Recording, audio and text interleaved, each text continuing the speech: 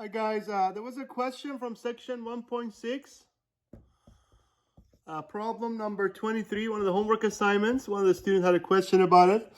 So let me just write the expression. We have x over 5 times x plus 10y minus 4. So the instruction says, of course, to multiply, but it says use distributive property. But I'm sure by now you know that we would have to use distributive property to remove the parentheses.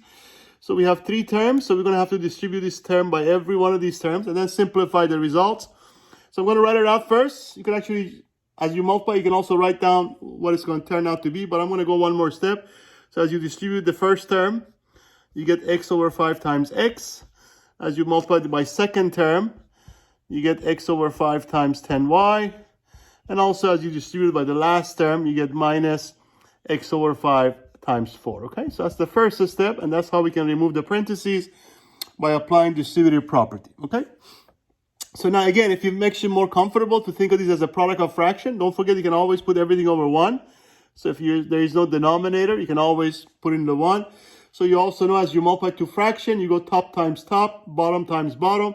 So of course x times x becomes x squared over 5 times 1, which is of course 5.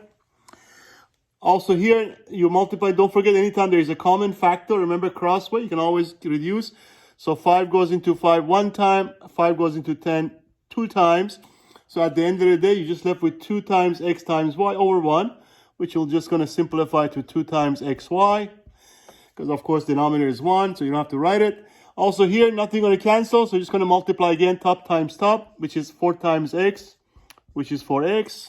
Also 5 times 1, which is 5. And that's pretty much as you can reduce your expression. Okay, so first we apply distributive property, which means you distribute this by every term. And then you basically simplify your terms. Okay, and this is as far as you can simplify.